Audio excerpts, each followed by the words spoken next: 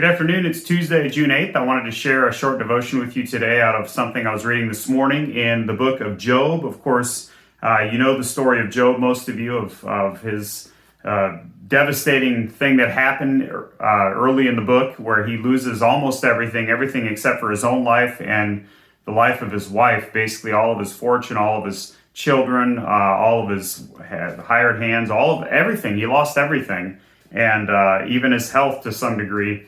And then, of course, we know the back and forth with him and his friends. And you get to chapter 31, and there's something that always kind of stuck out to me. And this is a verse that's not, uncommon as far as people knowing it and talking about it, because we use it often when we talk about purity.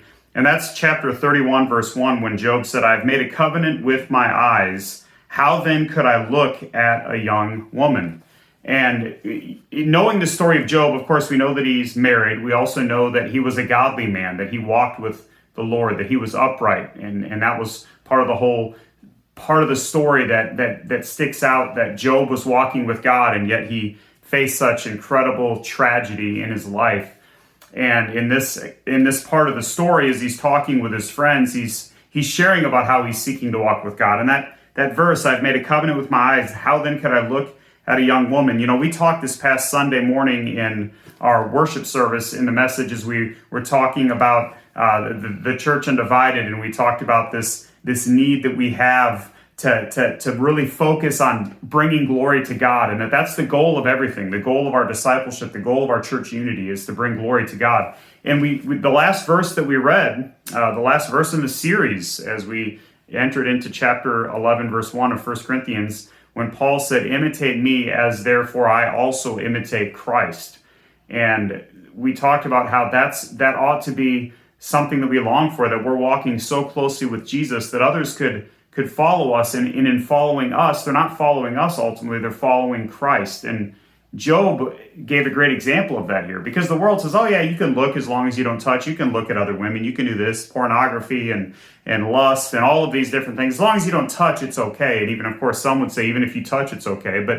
But no, we say no. I mean, if Jesus made it clear in Matthew 5, even if you look at another woman with lust, you've committed adultery with her in your heart. And so when Job says here, he's made a covenant with his eyes. In other words, he's committed himself. But this isn't just something where he says, because it feels good or because I want to. No, I've made a covenant. I've made a commitment that even when it's difficult, even when it's hard, even when it doesn't feel like, I don't feel like it, I made a covenant with my eyes that I won't look at another woman the way that I look at my wife, is the implication there. And so I just want to challenge you with that today. You know, are you living in such a way with this when it comes to purity, but also when it just comes to your daily life, generally speaking, so that you can say what Job said, but also so that you can say what Paul said, that imitate me as also I imitate Christ? Are we walking with Jesus closely enough that we are not only being disciples, that we're walking with him ourselves, but that we're helping others to walk with him? Are we prioritizing discipleship in our daily lives? Are we prioritizing being disciples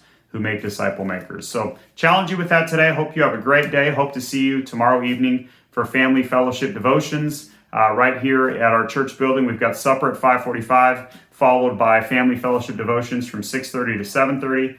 And for those who aren't aware, in the summer, it's a very informal time. We just hang out, and I'll do a short devotion, then we just have some fellowship time just to hang out together. The youth group still meets downstairs. All those entering grades 6 through 12 meet after supper as well. So we invite everyone to join us Wednesday evening at 5:45 for supper and 6:30 for family fellowship devotions. Hope to see you soon.